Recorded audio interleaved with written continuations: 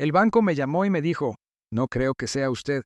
Su esposa está aquí ahora mismo con un hombre que se ve idéntico a usted. Respondí, eso es imposible. Ella está visitando a su madre enferma. La voz dijo, por favor, venga de inmediato. Me alegra tenerte aquí. Sigue mi historia hasta el final y comenta desde qué ciudad nos estás viendo para ver qué tan lejos ha llegado mi relato. Tengo 49 años y creía conocer a mi esposa. Pensé que sabía todo sobre la mujer con la que había compartido mi cama durante 5 años, la mujer que me traía café cada mañana y me besaba en la mejilla antes de irme al trabajo. Me equivoqué en todo. Era una tarde de martes en diciembre cuando sonó mi teléfono en el trabajo. El identificador de llamadas mostraba Banco Nacional y casi no respondo. Estaba sepultado bajo reportes trimestrales y lo último que necesitaba era otra oferta de ventas para una tarjeta de crédito que no quería, pero algo me hizo contestar. Señor Eduardo Harwell. La voz era femenina, profesional, pero había algo debajo de ella que me encogió el estómago. ¿Sí? Habla Eduardo. Señor, le llamo del Banco Nacional. Necesito preguntarle algo y por favor no piense que estoy loca. ¿Pero se encuentra actualmente en nuestra sucursal del centro? Parpadeé, soltando mi bolígrafo. No, estoy en mi oficina. ¿Por qué lo pregunta? Hubo una pausa y pude escuchar el roce de papeles al fondo. Señor, no creo que el que está aquí en el banco sea usted. Su esposa está aquí ahora mismo con un hombre que se ve exactamente como usted, y están intentando acceder a su cuenta de ahorros conjunta. Las palabras me golpearon como un puñetazo en el pecho. Sentí como el aire abandonaba mis pulmones mientras apretaba más fuerte el teléfono. Eso es imposible. Mi esposa Julia está visitando a su madre enferma al otro lado de la ciudad. Se fue esta mañana. Señor, continuó la voz, y ahora podía escuchar la preocupación con total claridad. Creo que debe venir de inmediato. Hay algo muy extraño aquí. Colgué el teléfono y me quedé mirándolo durante varios segundos, con la mente dándome vueltas. Julia visitando a su madre. Eso fue lo que me dijo. Había estado haciendo esos viajes 2 veces por semana durante los últimos 2 años. Desde que la salud de su madre comenzó a deteriorarse, las facturas médicas se habían acumulado y las habíamos estado pagando juntos. Era una de las cosas que más amaba de Julia, lo devota que era con su familia. Pero ahora, una empleada bancaria me decía que ella estaba en el centro con alguien que se parecía a mí. Tomé mi chaqueta y mis llaves, con las manos temblando ligeramente mientras cerraba la puerta de mi oficina. El trayecto en auto hacia el banco pareció eterno, aunque solo fueron 12 minutos. Mi mente repasaba 1000 posibilidades, intentando encontrarle sentido a lo que esa mujer me había dicho. Quizás era un error de identidad. Quizás Julia había terminado temprano con su madre y necesitaba hacer algún trámite bancario. Quizás el hombre con ella era un empleado del banco que la ayudaba y la mujer del teléfono se había confundido. Pero muy en el fondo, algo frío se extendía por mi pecho. Un sentimiento que no podía nombrar, pero que reconocía como puro pavor. El Banco Nacional estaba en la esquina de las calles Juárez y Quinta, un edificio de ladrillo que había estado allí desde la década de 1970. Yo había sido cliente allí durante 8 años, y la mayoría de los empleados me conocían por mi nombre. El estacionamiento estaba a medio llenar y encontré un lugar cerca de la entrada principal, con el corazón desbocado mientras cruzaba las puertas de cristal. El vestíbulo olía a esa mezcla particular de aire acondicionado y limpiador de cajón. Alfombras que todos los bancos parecen tener. Unos pocos clientes esperaban en la fila de los cajeros y todo parecía normal. Demasiado normal, considerando la llamada que me había hecho cruzar la ciudad a toda prisa. Me acerqué al escritorio de atención al cliente, donde una mujer de unos 50 años, de cabello canoso y ojos amables, me miró con evidente alivio. Señor Harwell, gracias a Dios que está aquí. Se puso de pie rápidamente, mirando alrededor del vestíbulo. Soy Margarita. Hablamos por teléfono. ¿Dónde están? Pregunté, con la voz saliendo más áspera de lo que pretendía. Margarita señaló hacia una pequeña sala de conferencias visible a través de paredes de vidrios cerca del fondo del banco. Se fueron hace unos 10 minutos, pero señor Harwell, necesita ver lo que pasó aquí. Me llevó a su escritorio y sacó una carpeta gruesa llena de papeles. Esta no es la primera vez que vemos actividad extraña en sus cuentas. Durante los últimos 18 meses, ha habido múltiples intentos de acceder a sus ahorros. usando documentación que parecía legítima, pero que se sentía extraña. Se me cayó el estómago. ¿Qué tipo de intentos? Retiros, solicitudes de transferencia, consultas sobre los saldos de su cuenta. ¿Siempre cuando se suponía que usted estaba fuera de la ciudad por trabajo? Margarita abrió la carpeta y me mostró una pila de registros de transacciones. El hombre de hoy tenía una identificación que parecía perfecta, pero algo en él simplemente no encajaba. Y cuando su esposa no pudo responder preguntas básicas de seguridad sobre el historial de su cuenta, supe que teníamos un problema. Me quedé mirando los papeles, con la vista nublándose un poco. ¿Qué tipo de preguntas de seguridad? La fecha en que abrió su primera cuenta con nosotros, el apellido de soltera de su madre, el monto de su depósito inicial. Cosas básicas que cualquier cónyuge debería saber, especialmente porque su esposa está registrada en la cuenta. Pues la sensación de frío en mi pecho se extendía, llegando hasta la punta de mis dedos. Julia no sabía ninguna de esas cosas porque nunca las había preguntado. En 5 años de matrimonio, jamás mostró interés en nuestro historial financiero o en los detalles de las cuentas. Pensé que era porque confiaba en mí para encargarme de todo, pero ahora esa confianza se sentía diferente, ingenua. Margarita bajó la voz y se inclinó más cerca. Señor Harwell, he trabajado en la banca durante 27 años. He visto robo de identidad, fraude, todo tipo de delitos financieros, pero esto se siente personal. Se siente como si alguien muy cercano a usted tuviera información detallada sobre su vida. Me senté pesadamente en la silla frente a su escritorio. ¿A cuánto intentaron acceder? $45,000 de su cuenta de ahorros conjunta, el saldo total. La cifra me golpeó como otro puñetazo. $45,000. Dinero que habíamos ahorrado juntos durante 5 años. Dinero que yo había ganado con horas extras y turnos de fin de semana. Dinero que se suponía que era para nuestro futuro. Tal vez el enganche para una casa más grande, o esas vacaciones de las que tanto hablábamos. ¿Se lo llevaron? Pregunté, aunque no estaba seguro de querer saber la respuesta. No. Detuve la transacción cuando algo no me cuadró. Pero señor Harwell, tenían todo el papeleo correcto. Identificación, formularios de autorización, incluso lo que parecía un documento de poder notarial que le daba permiso a su esposa para realizar retiros grandes. Me froté la frente, sintiendo el inicio de un dolor de cabeza. Yo nunca firmé ningún poder notarial. Margarita asintió con gravedad. Eso era lo que me temía. Sacó otra hoja de papel. Esta era la fotocopia de una licencia de conducir. Esta es la identificación que presentó el hombre. Me quedé mirando la licencia y se me heló la sangre. El nombre era el mío, Eduardo Miguel Harwell. La dirección era la correcta. Incluso la estatura y el peso eran precisos. Pero el rostro de la foto, aunque increíblemente similar al mío, tenía algo sutilmente incorrecto. La nariz era ligeramente diferente. La mandíbula un poco más ancha. Ojos apenas una fracción más separados. Este hombre parece su hermano gemelo, dijo Margarita en voz baja. No tengo un hermano gemelo, respondí automáticamente. Pero incluso mientras lo decía, algo me daba vueltas en la parte trasera de la mente. Algo que Julia había mencionado una vez hace años sobre familiares de los que no hablaba. Una familia complicada, había dicho, y lo dejó ahí. Margarita me entregó un papel más. Hay algo más que debe ver. Esta mañana, antes de que llegaran, recibimos una llamada de alguien que afirmaba ser usted, preguntando sobre los procedimientos para retiros grandes. Quien llamó conocía detalles de su cuenta que solo usted debería saber. Miré el registro de llamadas que me mostró. La marca de tiempo era, de las 47 de esta mañana.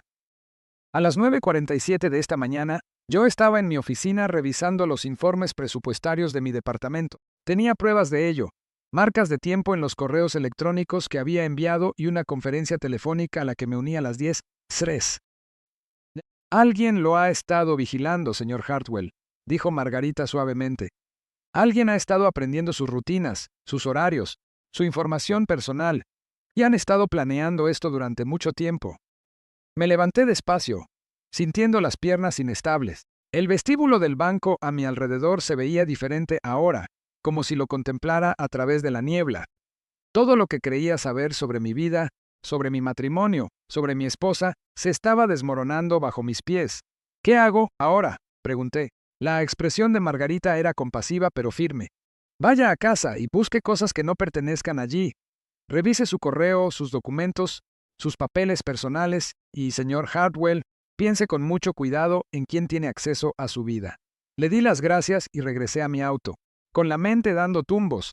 El camino de vuelta a casa pareció eterno y a la vez instantáneo. No dejaba de pensar en las visitas de Julia 2 veces por semana a su madre enferma, lo devota que era. ¿Cómo nunca me dejaba acompañarla? Porque su madre estaba supuestamente demasiado débil para recibir visitas. Cómo siempre parecía saber con precisión exacta cuándo me tocaría trabajar hasta tarde o viajar por negocios. Al entrar a la cochera, noté que el auto de Julia aún no estaba allí.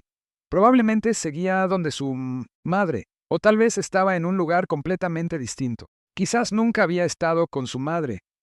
Abrí la puerta principal con mi llave y entré a la casa que habíamos compartido durante 5 años. Todo se veía igual. El sofá beige que elegimos juntos, la mesa de centro con sus revistas, las fotos familiares sobre la chimenea.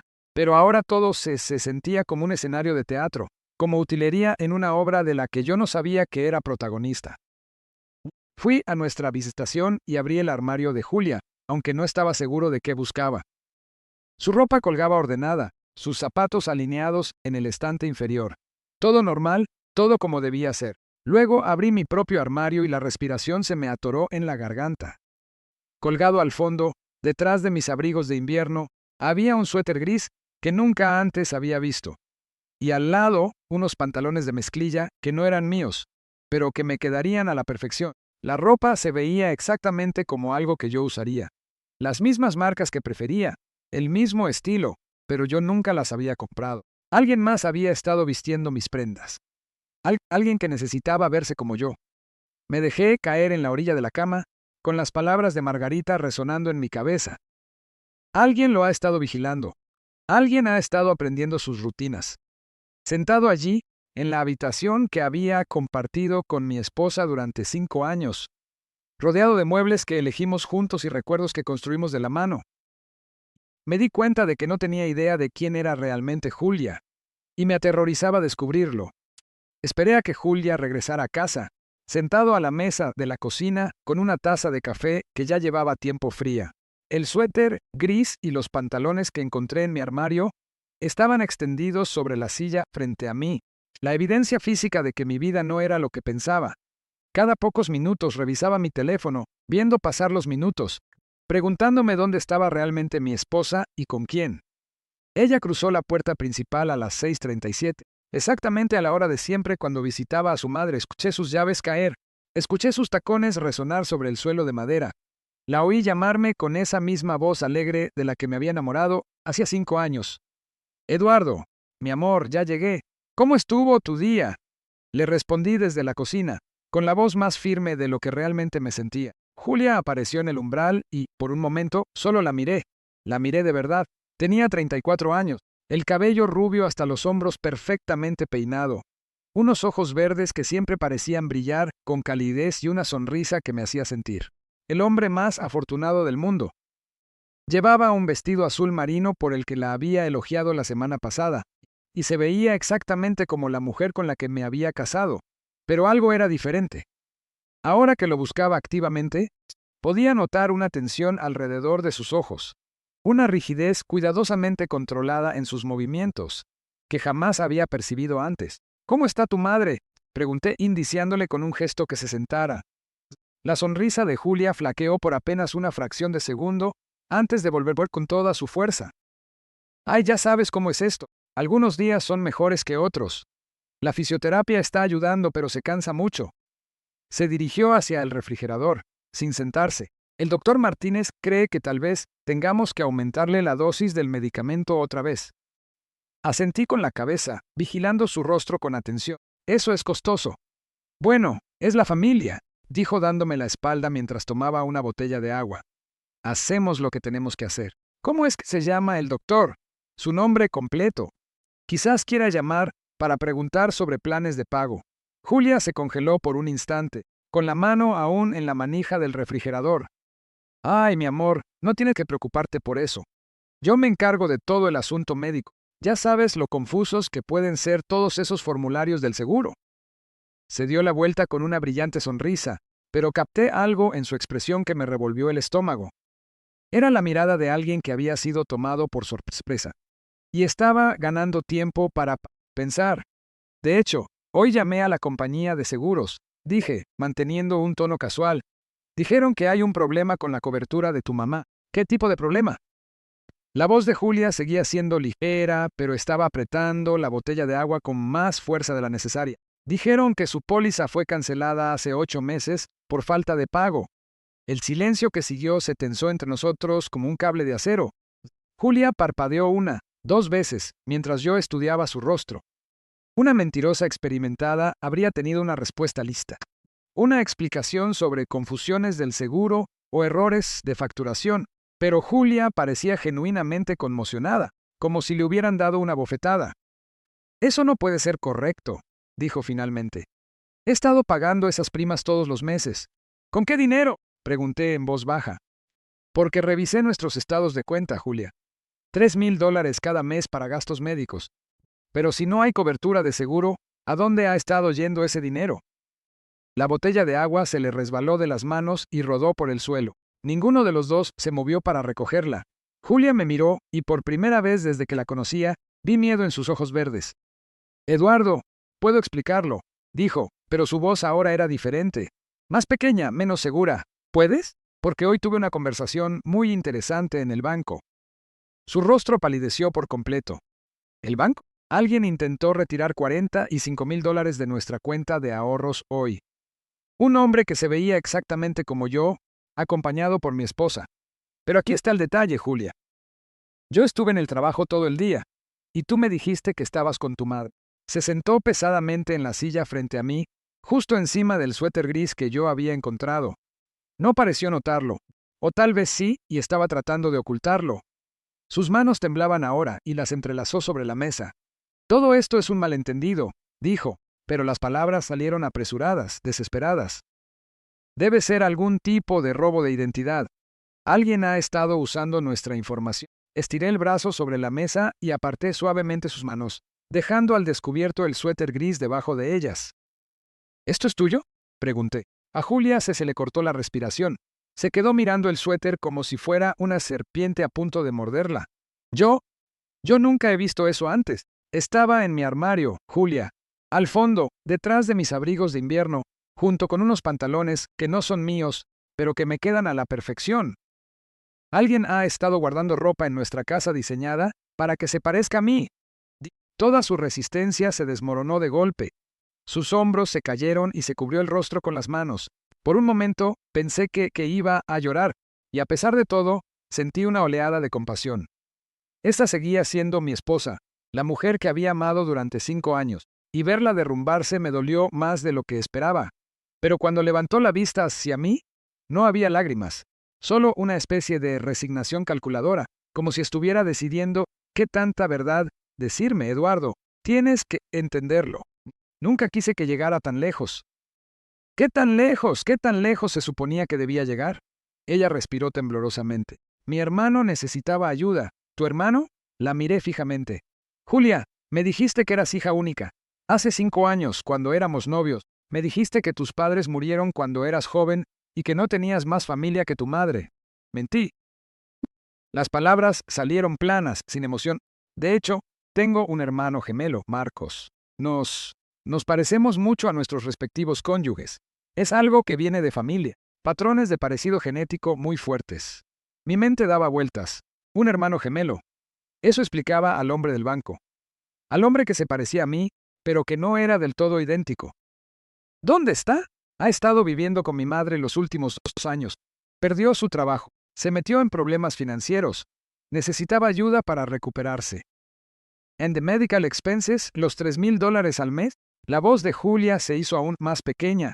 Eso era para él, para ayudarlo a pagar sus deudas, para empezar de nuevo. Sabía que no lo entenderías. Eres tan cuidadoso con el dinero. Así que te dije que era para las facturas médicas de mi mamá. Sentí que caía en un pozo oscuro y sin fondo. ¿Tu madre no está enferma? Sí está enferma, solo que no de la manera en que te lo dije. Está enferma de preocupación por Marcos, por lo que él podría hacer si no lo ayudamos. Lo que podría hacer, Julia, ¿de qué estás hablando? Se quedó callada un largo rato. mirando sus manos. Cuando volvió a hablar, su voz apenas superaba un susurro. Marcos ha hecho esto antes con otras personas. Las estudia, aprende sus hábitos, sus rutinas. Se convierte en ellos temporalmente, el tiempo suficiente para acceder a su dinero. La taza de café en mis manos se sintió helada. ¿Me estás diciendo que tu hermano es un estafador profesional? Es mi familia, Eduardo. Es mi hermano gemelo. No entiendes cómo es ese vínculo. Lo conectados que estamos. Cuando a él le duele, a mí me duele. Cuando está en problemas, tengo que ayudarlo. Dejé la taza con cuidado, temiendo que pudiera arrojarla si la sostenía un segundo más. ¿Cuánto tiempo llevas ayudándolo a robarme, Julia? No es un robo, dijo rápidamente. Es un préstamo. Él siempre planeó devolverlo una vez que se estableciera en un lugar nuevo. $45,000 más $3,000 al mes, durante 2 años. Eso es un total de $117,000. Julia, ¿cómo exactamente planeaba tu hermano desempleado pagar eso de vuelta? No respondió, y en su silencio, escuché la verdad que no podía decir en voz alta. Nunca había planeado devolverlo. Esto siempre había sido un robo a largo plazo, y yo había sido la víctima. ¿Cómo es que se parece tanto a mí? Pregunté, aunque no estaba seguro de querer saber la respuesta. Julia me miró de reojo y luego desvió la vista. Es muy bueno en lo que hace. Estudia fotos, practica gestos. Incluso se hizo algunos arreglos estéticos menores para ajustar algunos rasgos faciales. And he had help. ¿Qué tipo de ayuda? Le di información sobre ti, tus hábitos, tus horarios, tus detalles personales, cosas que una esposa sabría naturalmente sobre su esposo. La traición dolió más que cualquier dolor físico que hubiera experimentado jamás. Le había confiado a esta mujer cada detalle de mi vida, mis esperanzas, mis miedos, mis rutinas diarias, y ella lo había catalogado todo para entregárselo a un criminal que lo usaba para robarme. La empleada del banco dijo que hubo otros intentos durante los últimos 18 meses. ¿Cuántas veces ha hecho esto? Cantidades pequeñas al principio. $500 aquí, 1,000 por allá. Siempre cuando trabajabas hasta tarde o viajabas por negocios.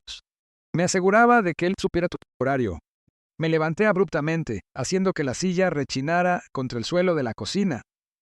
¿Cómo pudiste hacerme esto, Julia? ¿Cómo podías sentarte frente a mí cada mañana, despedirme con un beso todos los días, acostarte a mi lado cada noche, sabiendo lo que estabas haciendo? Por primera vez pareció genuinamente arrepentida. Te amo, Eduardo. De verdad. Lo de Marcos es complicado. Es una obligación familiar. No tiene que ver con mis sentimientos hacia ti. ¿Tu obligación familiar era robarse los ahorros de mi vida? No. Se suponía que se detendría después de que consiguiera lo suficiente para mudarse, pero se seguía necesitando más. Y mamá no dejaba de decir que ya casi estaba listo para volverse honesto.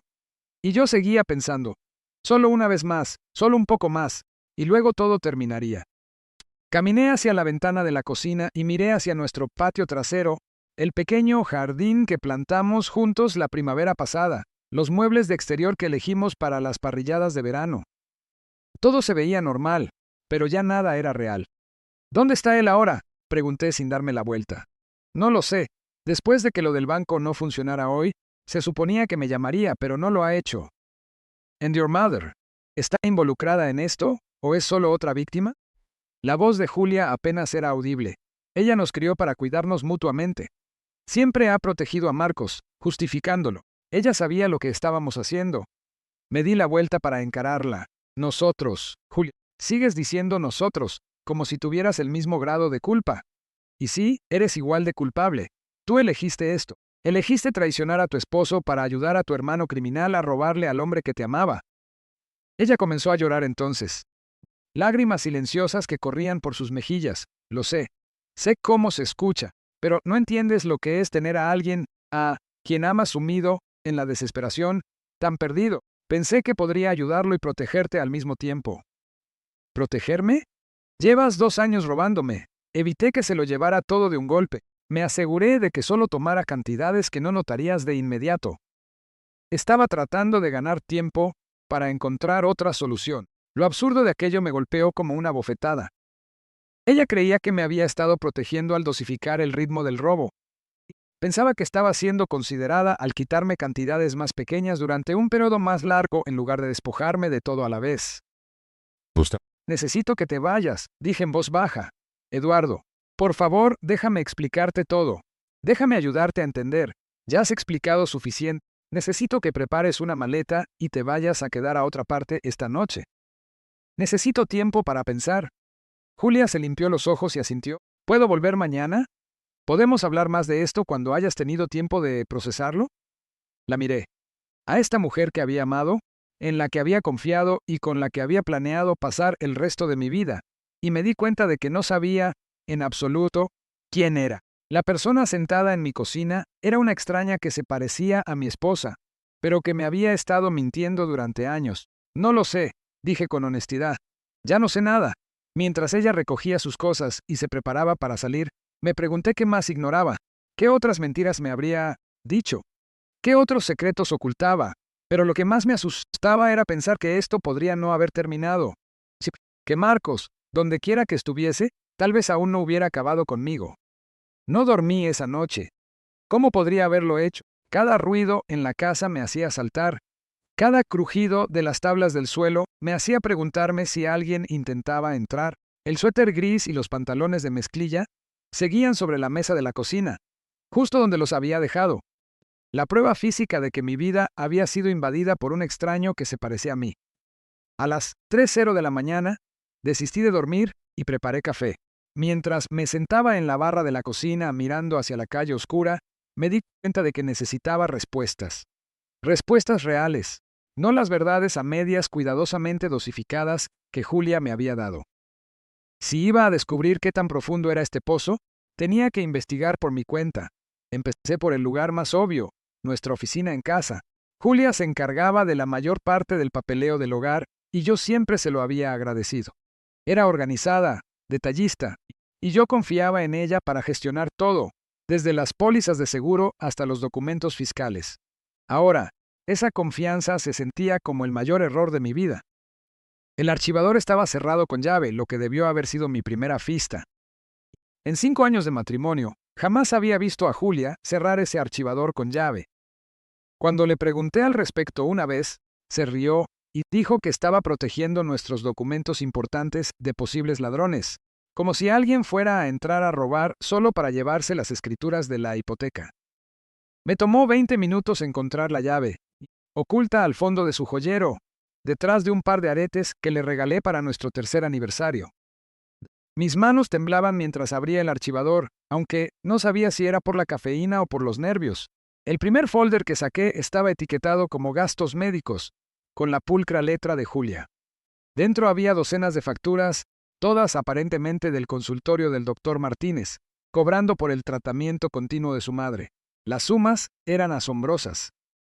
$3,200 por fisioterapia, $2,800 por consultas de especialistas, $4,100 por tratamientos de emergencia, pero al mirar más de cerca, algo no cuadraba. El membrete estaba mal, ligeramente descentrado. La tipografía no coincidía del todo con la del sitio web de la clínica que busqué en mi teléfono, y los números de factura seguían un patrón demasiado ordenado, demasiado secuencial. Estas no eran facturas médicas reales. Eran falsificaciones. La segunda carpeta era peor, mucho peor.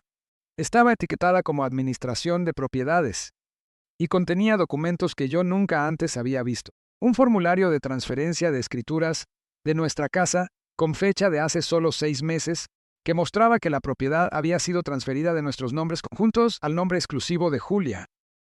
Debajo de eso, un acuerdo de refinanciamiento hipotecario que yo supuestamente había firmado, solicitando un préstamo sobre el valor líquido de la propiedad por $190,000 sobre la casa.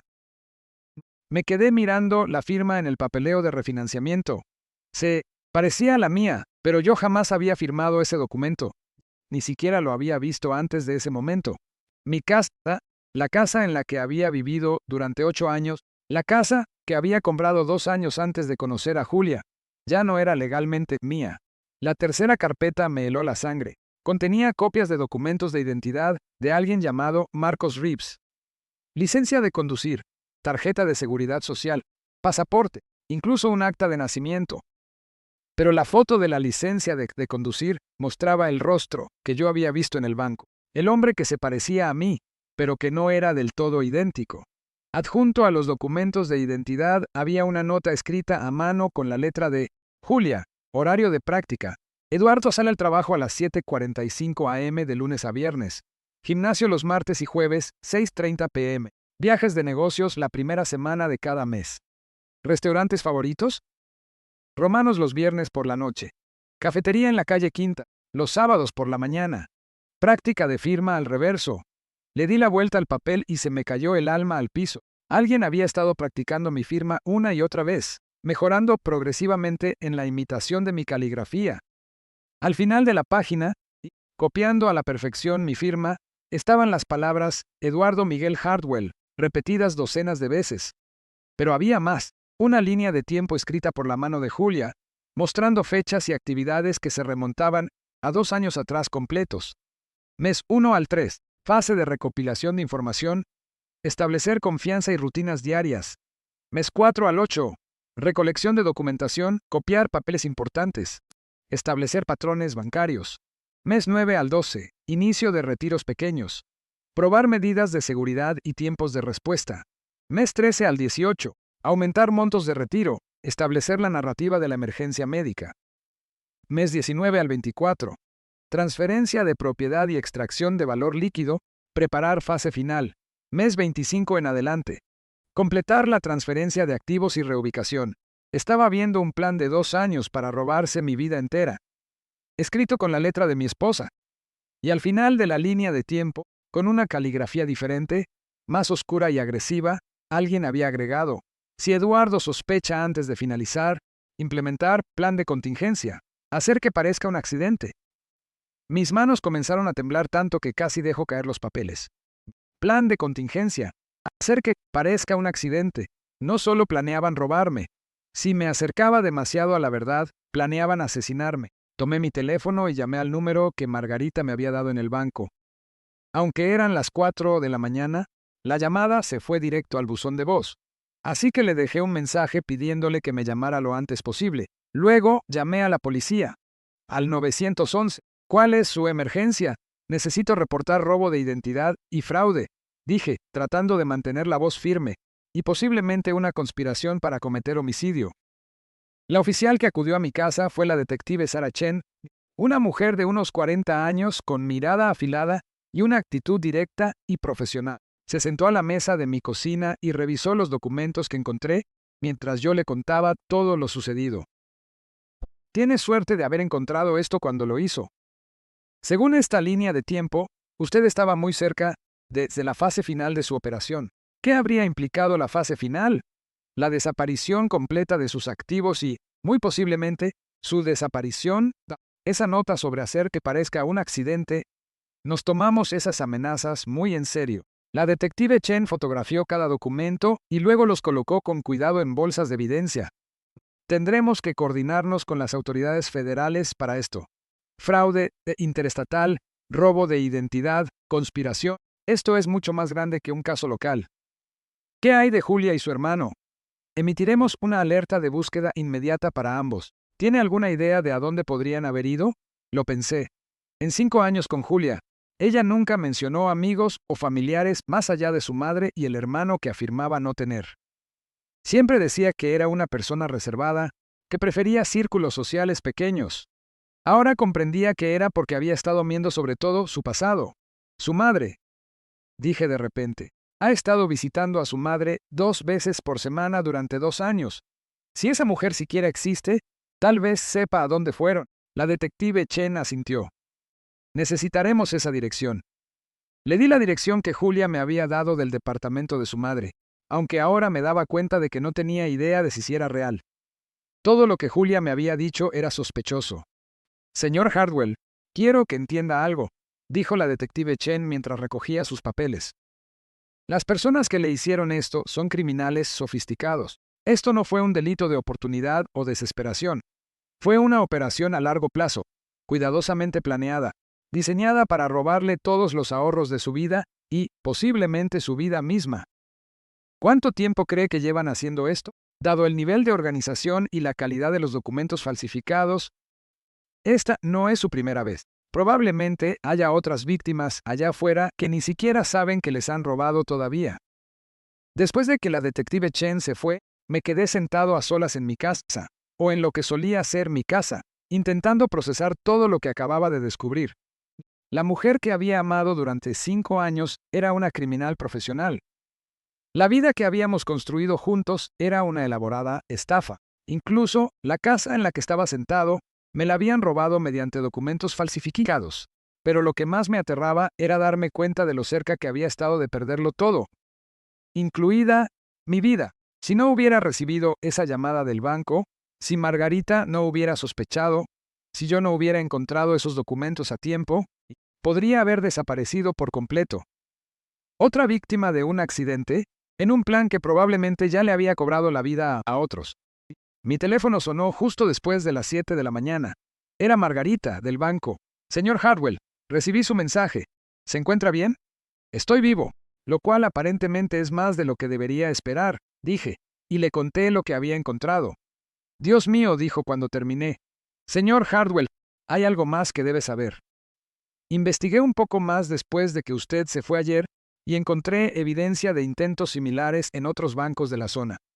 Nombres diferentes, rostros diferentes, pero el mismo patrón. Parejas en las que uno de los cónyuges obtiene gradualmente acceso a toda la información financiera del otro. Luego aparece un hombre que se parece notablemente a la víctima. ¿Cuántos otros casos? Al menos 3 que pueda encontrar solo en nuestra área. Y señor Hartwell, en 2 de esos casos, el titular original de la cuenta murió en un accidente poco después de que se retiraran grandes sumas de dinero de sus cuentas. El cuarto comenzó a dar vueltas a mi alrededor. 2 personas estaban muertas. 2 personas que probablemente confiaron en sus esposas de la misma manera que yo confié en Julia, quienes probablemente jamás sospecharon que las estaban preparando para un asesinato hasta que fue demasiado tarde. ¿Gustas? Hay algo más, continuó Margarita. Revisé su cuenta esta mañana y hubo otro intento de acceder a ella anoche.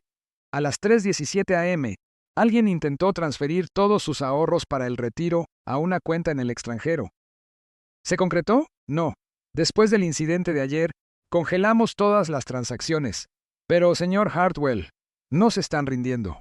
Siguen intentando robarle activamente, incluso después de que se descubrió su engaño. Pensé en la línea de tiempo que había en el plan que se había trazado tan minuciosamente durante 2 años. Habían invertido demasiado tiempo y esfuerzo en esto como para irse con las manos vacías. Iban a seguir viniendo por mí hasta conseguir lo que querían o hasta que alguien los detuviera. ¿Qué hago ahora?, pregunté. Quédese en un lugar seguro y deje que la policía se encargue de esto. Pero, señor Hartwell, debe comprender que estas personas están desesperadas ahora. Su plan falló, se descubrió su engaño y no tienen nada que perder. Eso las vuelve extremadamente peligrosas. Al colgar el teléfono, me di cuenta de que ya no estaba seguro en mi propia casa. Las personas que me habían estado robando la vida durante 2 años conocían cada detalle sobre mis rutinas, mis hábitos, mis escondites. Sabían cuándo salía al trabajo, cuándo volvía a casa, cuándo era vulnerable, y ahora sabían que había descubierto su plan. Empacé un bolso con documentos esenciales y ropa. Y luego conduje hacia un hotel al otro lado de la ciudad. Pagué en efectivo y utilicé un nombre falso, algo que había visto en las películas pero que jamás pensé que tendría que hacer en la vida real. Sentado en aquella habitación de hotel anónima, mirando hacia el estacionamiento, intentaba descifrar qué había hecho mal. ¿Cómo había sido tan ciego? ¿Cómo pude haber vivido con alguien durante 5 años sin ver quién era realmente? Pero mientras más lo pensaba, Sanclos, más me daba cuenta de que Julia no solo había estado fingiendo amarme. Me había estado estudiando, aprendiendo mis debilidades, mis puntos ciegos, mi capacidad para confiar. Cada beso, cada conversación, cada momento de intimidad había sido recopilación de datos para una operación criminal. Había estado casado con una depredadora que se veía como la mujer de mis sueños, y en algún lugar allá afuera, ella y su hermano estaban planeando su siguiente movimiento. Me quedé en ese hotel durante 3 días, sobresaltándome con cada ruido en el pasillo, revisando las cerraduras de mi puerta cada pocas horas. La detective Chen llamaba 2 veces al día para darme actualizaciones, pero las noticias no eran buenas. Julia y Marcos se habían esfumado por completo. La dirección que Julia me había dado del departamento de su madre resultó ser una unidad vacía que llevaba desocupada 6 meses. La cuenta bancaria a la que intentaron transferir el dinero fue cerrada pocas horas después del intento fallido. Pero al tercer día, la detective Chen me llamó con una noticia que me heló la sangre. Señor Hartwell, necesitamos reunirnos. Hay algo que debe ver, y no es algo que quiera discutir por teléfono. Nos reunimos en una cafetería del centro, lejos de cualquier lugar donde Julia supiera buscarme. La detective Chen se veía cansada, como si hubiera estado trabajando día y noche. Y la carpeta en sus manos estaba repleta de documentos nuevos. Hemos estado investigando los otros casos que mencioné, dijo, deslizándose en el reservado frente a mí. Hemos descubierto algo mucho más grande de lo que pensamos inicialmente. Abrió la carpeta y sacó una serie de fotografías. ¿Reconoce a alguna de estas personas? Miré las fotos. 3 parejas, todas luciendo felices y enamoradas. En cada foto, las mujeres se veían diferentes. Distintos colores de cabello, estilos de ropa, estructuras faciales. Pero algo en sus expresiones me resultaba familiar. Un matiz calculador en sus ojos que me recordaba a Julia. No los reconozco, dije. Mire más de cerca a los hombres. Estudié los rostros masculinos en las fotos y se me encogió el estómago. Todos parecían variaciones de la misma persona. Diferentes peinados, ropa distinta, pero la misma estructura ósea básica, las mismas proporciones faciales. Parecían hermanos. ¿Todos estos son Marcos? Pregunté. Eso creemos, pensamos que Marcos Reeves, o como sea que se llame en realidad, ha estado asumiendo diferentes identidades y seleccionando a hombres que encajan en un perfil específico. Financieramente estables, socialmente aislados y de personalidad confiada. La detective Chen sacó otro juego de documentos. Y las mujeres tampoco son distintas. Creemos que todas son la misma persona. La miré fijamente. ¿A qué se refiere? Cirugía plástica, tinte de cabello, lentes de contacto de color, incluso trabajo dental para cambiar la forma de su rostro. La mujer que usted conoció como Julia se ha casado al menos 4 veces bajo nombres diferentes. En cada ocasión, ella y Marcos pasaron de 2 a 3 años preparando a sus víctimas, y luego vaciaron sus activos y desaparecieron. El café de mi taza se había enfriado, pero igual no habría podido tragarlo. ¿Me está diciendo que todo mi matrimonio fue falso? Más que falso, profesional. Señor Hartwell, creemos que usted fue seleccionado específicamente. La casa que compró hace 8 años, su trabajo, sus hábitos sociales, lo eligieron porque encajaba a la perfección en su perfil de víctima. Me entregó una línea de tiempo que mostraba fechas de hasta 7 años atrás. Creemos que lo han estado vigilando por más tiempo del que imagina. Pequeñas interacciones a lo largo de los años. Encuentros casuales. Investigación de antecedentes. Para cuando Julia lo conoció accidentalmente, en esa librería hace 5 años, ya sabían todo sobre su situación financiera, sus vulnerabilidades emocionales y sus rutinas diarias. Recordé cómo conocí a Julia. Ambos habíamos estirado la mano hacia el mismo libro en la librería local. Ella se había reído y dijo que podía quedármelo si lo comentábamos tomando un café. Se había sentido como el destino, como una de esas tiernas historias de encuentros románticos que la gente cuenta en las cenas. ¿Qué les pasó a los otros hombres?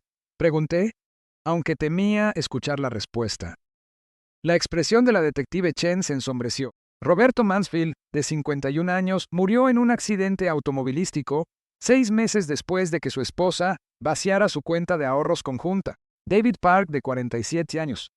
Supuesto suicidio por ahogamiento 3 semanas después de descubrir que su esposa había transferido su casa a nombre de ella.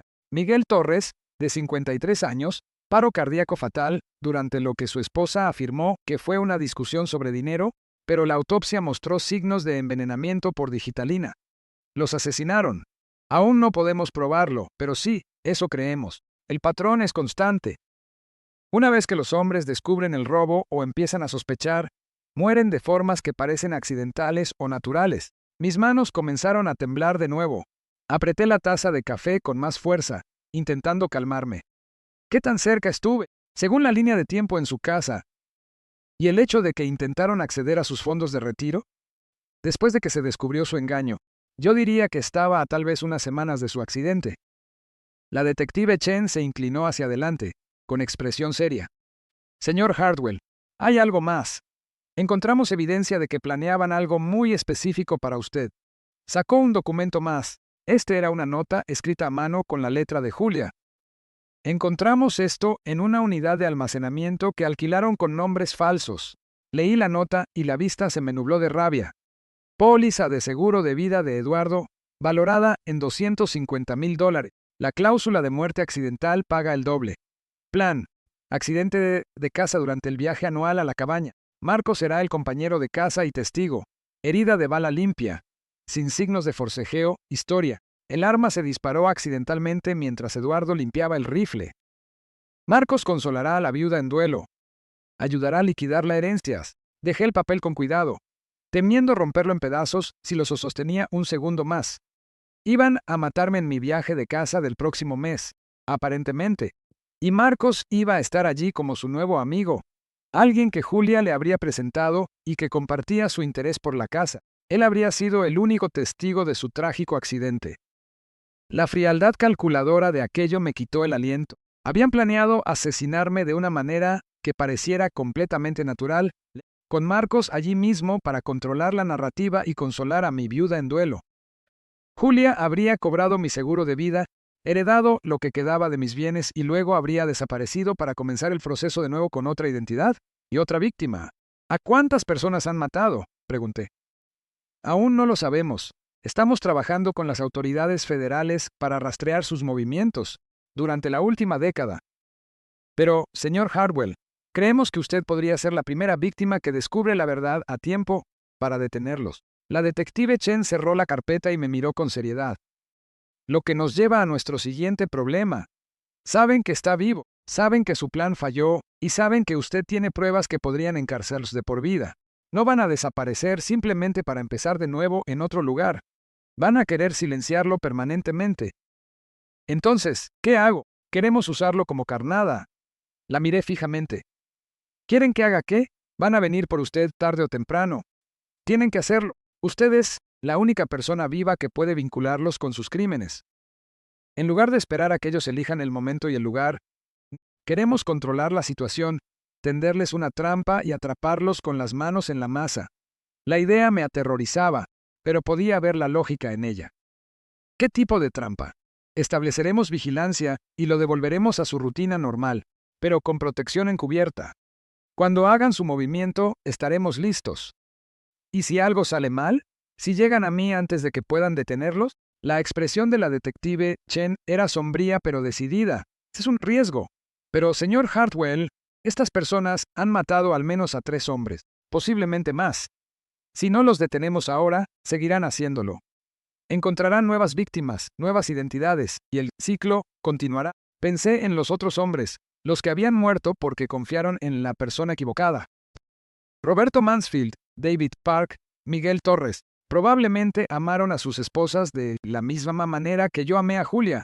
Probablemente nunca sospecharon que los estaban preparando para un asesinato hasta que fue demasiado tarde. Si hago esto, dije despacio, ¿cuáles son las probabilidades de que los atrapen? Buenas. Ahora están desesperados, lo que significa que cometerán errores, y estaremos listos para ellos. Me quedé sentado en esa cafetería por otra hora, sopesando mis opciones. Podía desaparecer, cambiar mi nombre, empezar de nuevo en otra parte. Pero eso significaría pasar el resto de mi vida mirando por encima del hombro, preguntándome si me habrían y significaría que otros hombres inocentes morirían, porque yo tuve demasiado miedo para ayudar a detenerlos. O podía confiar en la detective Chen y en los agentes federales con los que trabajaba. Poner mi vida en riesgo para terminar con esto de una vez por todas. ¿Qué tendría que hacer?, pregunté finalmente. Regrese a su casa. Retome su rutina normal lo más posible. Vaya a trabajar. Vaya al gimnasio. Siga los patrones que Julia documentó. Pero tendrá protección. Agentes encubiertos haciéndose pasar por vecinos. Equipo de vigilancia. Botones de pánico. En el momento en que aparezcan, estaremos listos. Y si no muerden el anzuelo, lo harán. Tienen que hacerlo. Usted sabe demasiado, y no pueden arriesgarse a que siga vivo. Esa noche, dejé el hotel y conduje de regreso a mi casa por primera vez en 3 días. Se veía exactamente igual desde afuera. Pero cruzar la puerta principal se sintió como entrar a la casa de un extraño. Todo me recordaba a Julia. El sofá que elegimos juntos, la mesa de la cocina, donde desayunábamos cada mañana, la habitación, donde se acostaba a mi lado noche tras noche, mientras planeaba mi asesinato. La detective Chen me presentó a los agentes que me vigilarían. El agente Martínez se haría pasar por un nuevo vecino al otro lado de la calle. El agente Thompson vigilaría desde una camioneta disfrazada de camión de servicio de cable. Y la agente Walsh sería mi sombra, manteniéndose lo suficientemente cerca para intervenir si las cosas salían mal, pero lo bastante lejos para evitar ser detectada. Probablemente lo vigilarán durante unos días antes de hacer su movimiento, explicó la detective Chen. Querrán asegurarse de que no esté bajo protección policial, de que esté siguiendo su rutina normal. La clave es actuar con naturalidad. Actuar con naturalidad, como si hubiera algo de natural en toda esta situación. Esa primera noche de vuelta en mi casa casi no dormí. Con cada sonido en el exterior, mi mano buscaba el botón de pánico que me había dado la detective Chen. Pero la mañana llegó sin incidentes y me obligué a seguir mi rutina habitual. Bañarme, tomar café, revisar las noticias, salir al trabajo a las 7:45. En la oficina, intenté concentrarme en mis labores, pero mi mente no dejaba de divagar. ¿Me estarían observando? ¿Estarían planeando su siguiente paso? ¿Cuánto tiempo tendría que vivir de esta manera? Sabiendo que cada día podría ser el último, pero a medida que pasaban los días, me sorprendió descubrir un sentimiento inesperado. Ira. No solo miedo, sino una rabia ardiente por lo que me habían hecho, por lo que les habían hecho, que no tuvieron la suerte de escapar. Me habían robado 5 años de vida. Me habían hecho enamorarme de una mentira. Habían planeado asesinarme y cobrar dinero por mi muerte. Quería que los atraparan. Quería que pagaran por lo que habían hecho. Y estaba dispuesto a arriesgarlo todo para lograrlo. Durante 5 días no pasó nada. Fui a trabajar, regresé a casa, fui al gimnasio, seguí la rutina que Julia había documentado tan meticulosamente en sus notas. Cada mañana, esperaba ver un rostro familiar vigilándome desde el otro lado de la calle. Cada noche, me preguntaba si esa sería la noche en que harían su movimiento. La espera era una tortura. El agente Martínez se había mudado a la casa de enfrente, haciéndose pasar por un contador divorciado que trabajaba desde su hogar. La camioneta de reparación de cable del agente Thompson se convirtió en un elemento permanente en mi calle, con todo iconos naranjas y un permiso de trabajo que resistiría cualquier inspección casual. Y la agente Walsh me seguía a todas partes, manteniéndose siempre fuera de vista, pero lo suficientemente cerca para intervenir si era necesario. Al 6.º día, las cosas empezaron a cambiar. Salía hacia el trabajo cuando noté un auto nuevo estacionado a 3 casas de la mía. Un sedán gris con vidrios polarizados, el tipo de vehículo diseñado para pasar desapercibido. Al pasar junto a él en camino a la oficina, no pude ver al conductor con claridad, pero algo en la silueta me pareció familiar. Cuando llegué al trabajo, llamé a la detective Chen. «Hay un sedán gris en mi calle», le dije. «Placa seco Delta 7492. La escuché teclear en su computadora. «Lo estamos rastreando ahora mismo. Mantenga la calma, señor Hartwell. Si son ellos, estamos listos». Pero yo no estaba tranquilo. Tras 6 días de silencio absoluto, la repentina aparición de los vigilantes se sentía como el principio del fin. Estaban aquí, y pronto esta pesadilla terminaría de una forma u otra. El sedán gris ya no estaba cuando regresé a casa del trabajo, pero sabía que habían estado observando, aprendiendo mis patrones de nuevo, asegurándose de que no tuviera protección, planeando su estrategia. Esa noche, la detective Chen llamó para confirmar. «El sedán está registrado a nombre de una empresa inexistente. Registro falso, seguro falso, probablemente placas robadas. Son ellos. ¿Qué pasa ahora? Esperamos a que hagan su movimiento. No harán nada esta noche. Querrán vigilarlo al menos unos días más para asegurarse de que esté solo. Pero, señor Hartwell, cuando actúen, será rápido. No pueden permitirse que esto se prolongue. Casi no dormí esa noche, y cuando lo hice, soñé con el viaje de casa que nunca realicé. En el sueño, estaba limpiando mi rifle cuando éste se disparaba, y Marcos estaba allí, sacudiendo la cabeza con tristeza, mientras llamaba al 911 para reportar el trágico accidente. En el sueño, podía ver a Julia esperando en el auto, planeando ya cómo gastar el dinero de mi seguro de vida. El segundo día de vigilancia fue peor que el primero. El sedán gris regresó, esta vez con una placa diferente, y lo descubrí siguiéndome al trabajo a una distancia prudente. Cuando fui al gimnasio después del trabajo, estaba allí en el estacionamiento. Cuando pasé por las compras, me siguió hasta la tienda. Ya ni siquiera intentaban ser sutiles, ¿sí? Querían que supiera que me vigilaban. Querían que me sintiera asustado y aislado. Era una guerra psicológica diseñada para hacerme entrar en pánico y cometer una estupidez. Pero yo tenía ventajas que ellos no conocían. Cada vez que detectaba su vigilancia, presionaba el pequeño botón en mi llavero que enviaba mi ubicación a los agentes federales que me custodiaban. Cada ruta que tomaba estaba siendo monitoreada por personas que eran mucho mejores en este juego que Marcos y Julia. Al tercer día, el patrón cambió de nuevo. Estaba en el trabajo cuando mi secretaria, Linda, llamó a la puerta de mi oficina. Señor Hartwell, hay una mujer aquí que quiere verlo. Dice que es su esposa. Se me heló la sangre. ¿Cómo es, físicamente? Linda pareció confundida por la pregunta. Rubia, de ojos verdes, muy bonita. Parece estar alterada por algo. Julia, estaba aquí, en mi lugar de trabajo, corriendo un riesgo enorme al mostrar su rostro en público. O estaba desesperada, o esto era parte de un plan más grande que yo aún no alcanzaba a vislumbrar. Dile que salgo enseguida, dije, y de inmediato presioné el botón de pánico que me había dado la detective Chen. Caminé hacia el vestíbulo con piernas inestables, con el corazón latiendo tan fuerte que estaba seguro de que todos podían escucharlo. Y allí estaba ella, sentada en una de las sillas de cuero cerca de la recepción, luciendo exactamente como la mujer de la que me había enamorado hacía 5 años. Pero ahora sabía qué buscar. La forma en que sus ojos escaneaban la habitación constantemente, catalogando las salidas y las amenazas potenciales. El modo en que su bolso estaba colocado para un acceso rápido a lo que fuera que guardara dentro. Las lágrimas calculadas diseñadas para un máximo impacto emocional. Eduardo, dijo, poniéndose de pie al verme acercar. Gracias a Dios, he estado tan preocupada por ti. Mantuve mi distancia, quedándome cerca del escritorio de recepción donde Linda podía ver y escuchar todo. ¿Qué quieres, Julia? Quiero explicarte. Quiero arreglar esto. Dio un paso hacia mí y yo di un paso atrás. ¿Podemos hablar en privado, por favor? Cualquier cosa que tengas que decir, puedes decirla aquí. Su expresión flaqueó y, por solo un instante, vi frustración debajo de su máscara de preocupación. Eduardo, no tienes en lo que te has metido. Hay personas involucradas en esto que son muy peligrosas.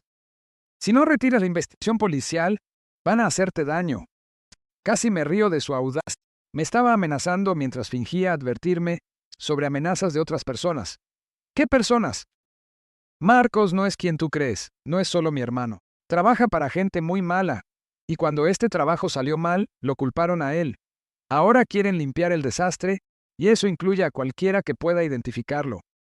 Si no hubiera visto los documentos en nuestro archivador, si no supiera la verdad sobre su operación, tal vez le habría creído.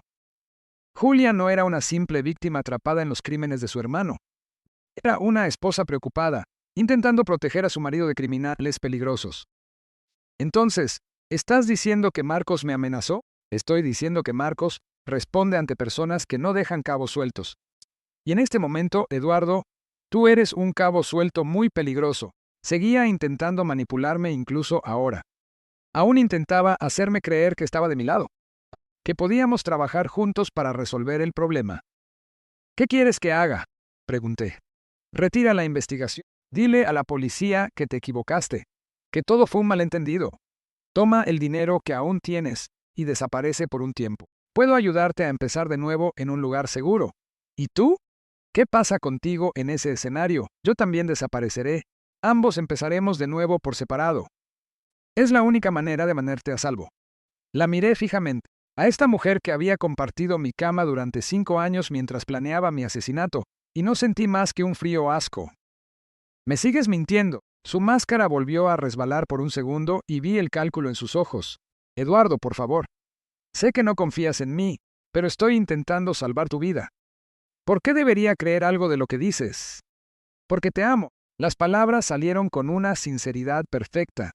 Y de no haber sabido la verdad, tal vez le habría creído. Sé cómo se ve esto, sé lo que piensas que pasó. Pero mis sentimientos por ti siempre fueron reales. Esa era la mentira más insultante de todas. El amor no era un juego que jugabas mientras planeabas el asesinato de alguien. El amor no consistía en estudiar a alguien durante 2 años para robarle su vida de manera más eficiente. Vete, dije en voz baja. Eduardo, por favor escúchame. Vete o llamaré a seguridad. Por un momento, su compostura se quebró por completo. El papel de la esposa preocupada desapareció, y vi a la fría profesional debajo. Sus ojos verdes se volvieron planos y sin emoción. Su boca se contrajo en una fina línea de frustración. Estás cometiendo un error, dijo, y esta vez no había emoción fingida en su voz.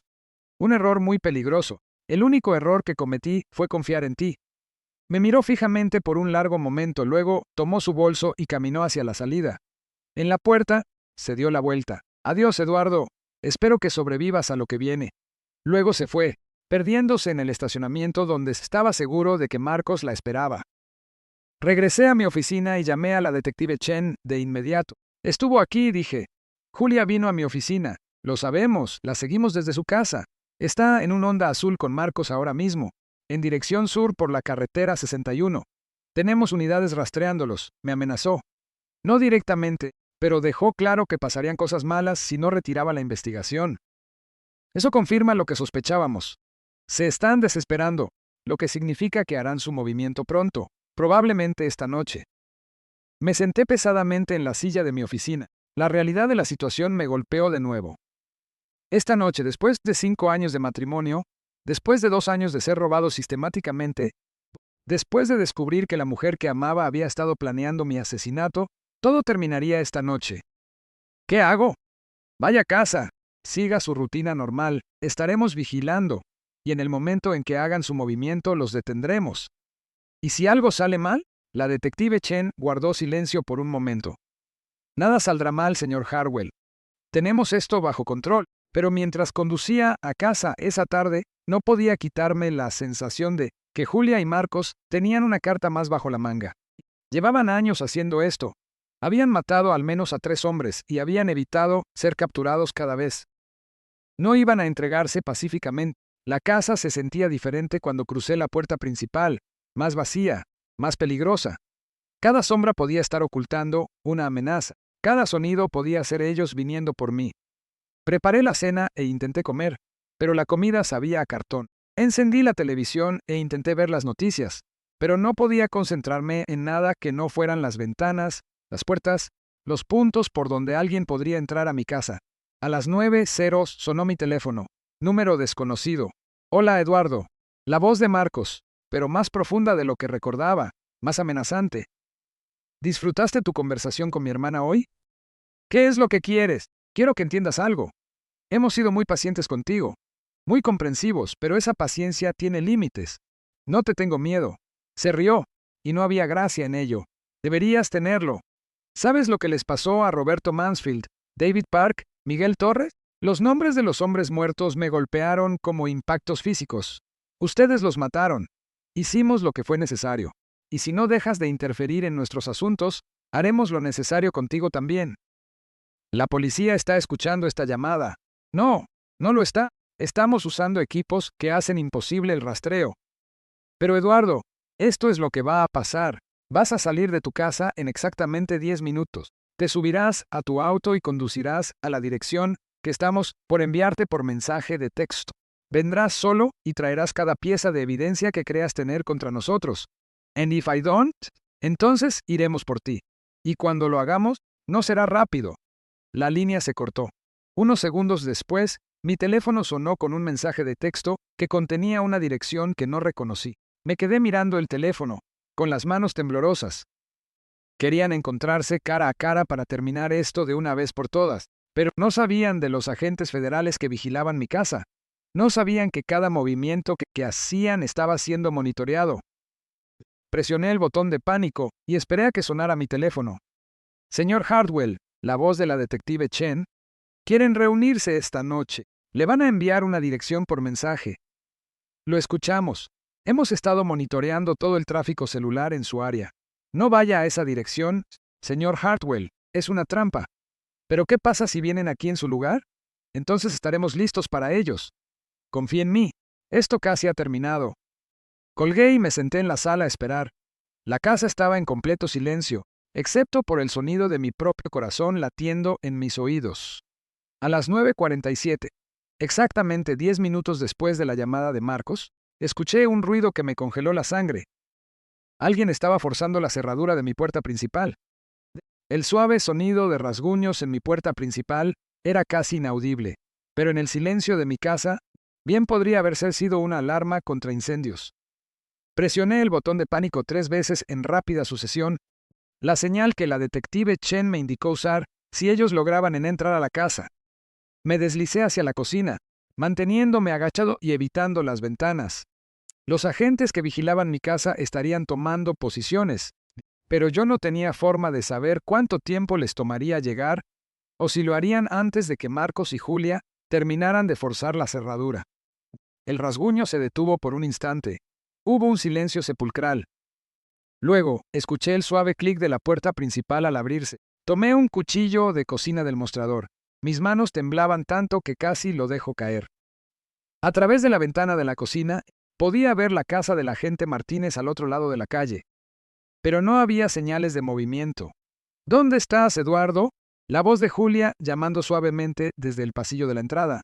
Sabemos que estás aquí. Solo queremos hablar. Permanecí en silencio, pegado a la pared de la cocina donde no pudiera ser visto desde el pasillo.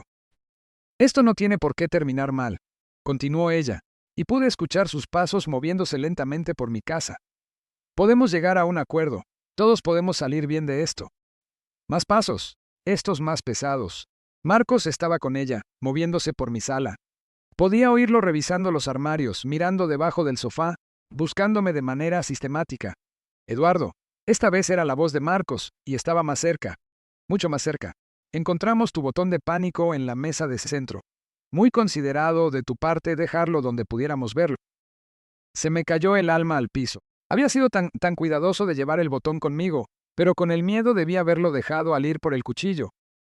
Sabían que había pedido ayuda. La policía no va a venir, dijo Julia, y ahora su voz sonaba casi triste. Interceptamos sus comunicaciones. Les dijimos que habías cambiado de opinión, que querías resolver esto en privado. Ya no están vigilando tu casa. Eso no podía ser cierto, ¿verdad? La detective Chen había prometido que estarían vigilando, que estaban listos para actuar en el momento en que aparecieran Marcos y Julia. Pero yo no había escuchado sirenas. No había visto ningún movimiento del equipo de vigilancia. «Estás mintiendo», grité, esperando que mi voz sonara más segura de lo que me sentía. ¿Así? Marcos estaba ahora en el umbral de la cocina y pude ver su sombra en la pared. Se veía exactamente como yo, pero había algo malo en sus ojos. Algo frío y depredador que jamás había visto en ningún reflejo del espejo. Revisa tu teléfono, Eduardo. Mira si tienes alguna llamada perdida de tus amigos policías. Contra mi propio juicio, miré de reojo mi teléfono. No había llamadas perdidas, ni mensajes de texto, nada. O estaban diciendo la verdad, o los agentes federales estaban jugando esto con mucho cuidado, esperando el momento preciso para atacar. «¿Por qué no sales donde podamos verte?», dijo Julia. «De verdad solo queremos hablar». Salí de la cocina, con el cuchillo aún en la mano, y encaré a las 2 personas que me habían robado 5 años de vida. Ver a Marcos en persona era como mirarse en un espejo de feria. Tenía mi estatura, mi complexión, con rasgos alterados quirúrgicamente, para hacerlo parecer mi hermano gemelo. Pero mientras yo veía duda y miedo en mi propio reflejo, Marcos irradiaba seguridad y una violencia apenas contenida. Y Julia se veía exactamente como la mujer de la que me había enamorado, excepto por sus ojos. Esos ojos verdes que alguna vez me miraron con lo que creí que era amor, ahora eran planos y calculadores, como un depredador evaluando a su presa. «Ahí está», dijo ella con una sonrisa que no llegaba a esos ojos fríos. «Mi esposo, exesposo», corregí, sorprendido de lo firme que sonaba mi voz. «Técnicamente sí, ya que tenías tanta prisa por divorciarte de mí. Pero Eduardo, nunca terminamos nuestra conversación de esta tarde». Marcos se movió hacia mi derecha, posicionándose entre la puerta trasera y yo. «Nos has causado muchos problemas, Eduardo. ¿Sabes cuánto dinero hemos perdido por tu interferencia? La misma cantidad que me robaron, supongo». Él se rió, pero no fue un sonido agradable. «Nosotros no robamos nada, nos lo ganamos. ¿Sabes lo difícil que es vivir con alguien durante 5 años, fingiendo amarlo, atendiendo a cada una de sus necesidades, jugando a ser la esposa perfecta? Fue una gran actuación», dije, mirando a Julia. «Muy convincente». «Gracias». De hecho, pareció complacida por el cumplido. «Me he vuelto muy buena en esto con los años. Cada esposo me enseña algo nuevo sobre lo que los hombres quieren escuchar. ¿Cuántos ha habido? Fuiste el número 7, dijo Marcos, y el más desafiante.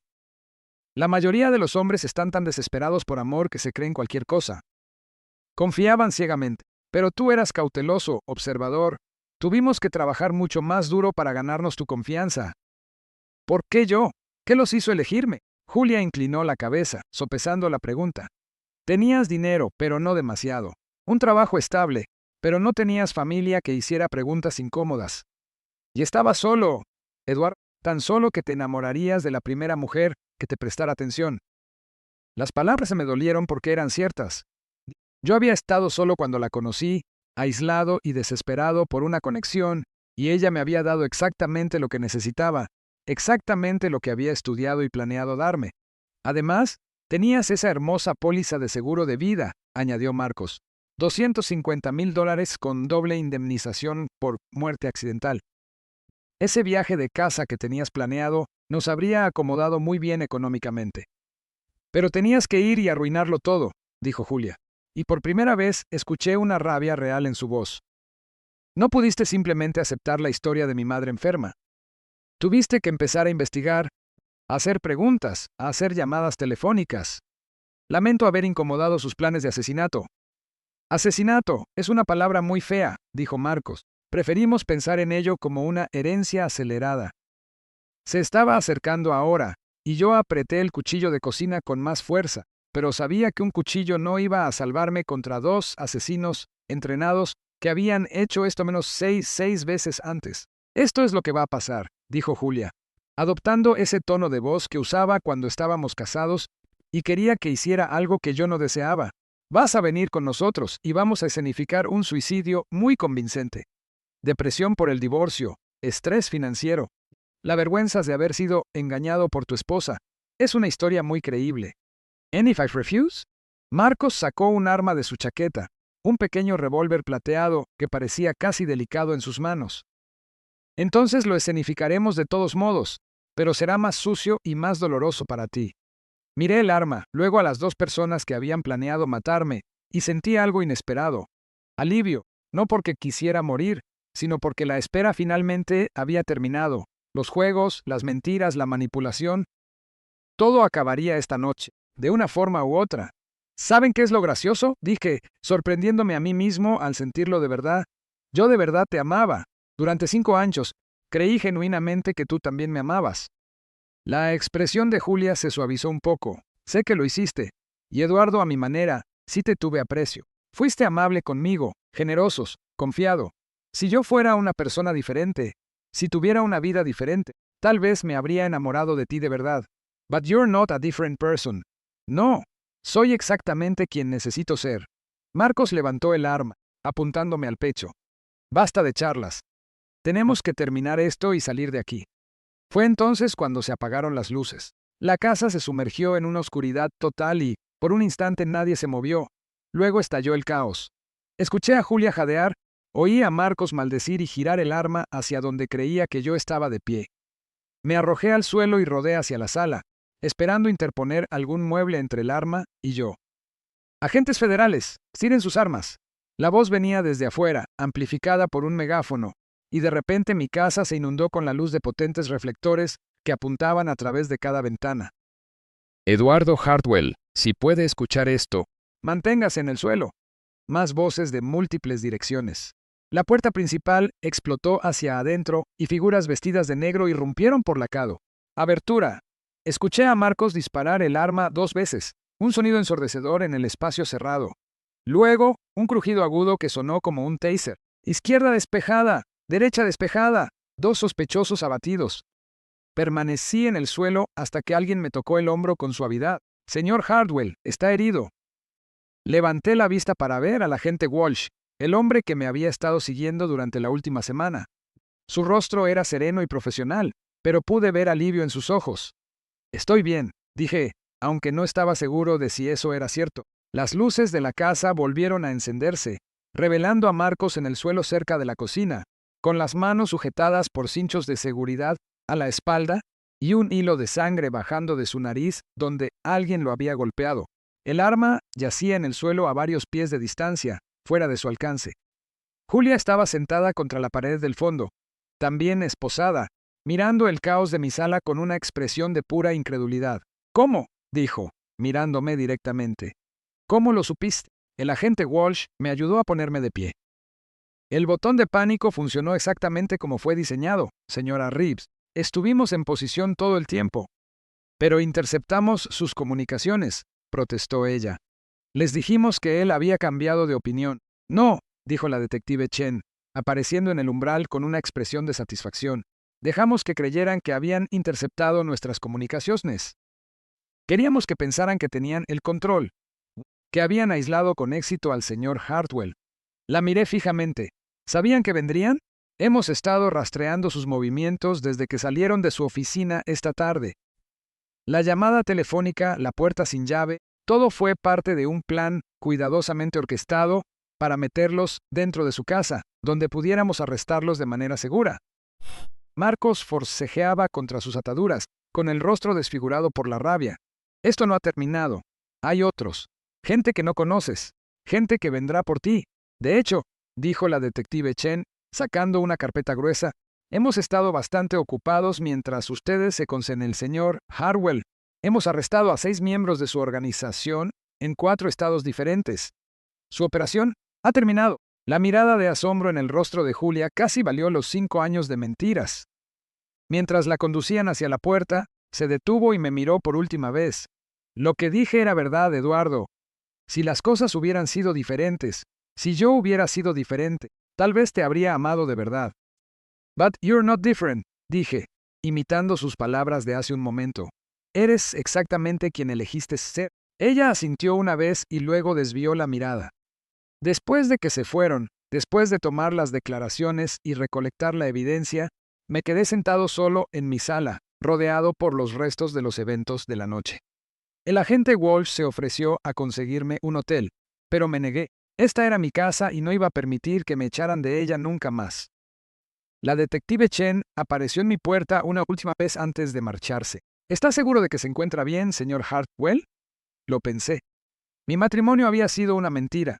Mi casa había sido robada y tendría que recuperarla legalmente. Mi cuenta de ahorros había sido vaciada y mi confianza en los demás estaba destrozada. Pero estaba vivo y por primera vez en 2 años sabía exactamente quién era y cuánto valía mi vida. Estoy bien, dije. Y por primera vez desde que comenzó esta pesadilla, lo dije de verdad. 6 meses después, recibí una carta de la prisión federal donde Julia cumplía su condena, de 25 años a cadena perpetua sin posibilidad de libertad condicional. Marcos había recibido cadena perpetua sin libertad condicional después de que lo vincularan con 2 asesinatos adicionales en otros estados. Me quedé mirando la carta durante mucho tiempo antes de tirarla a la basura sin abrirla. Ya había escuchado todo lo que necesitaba escuchar de ella.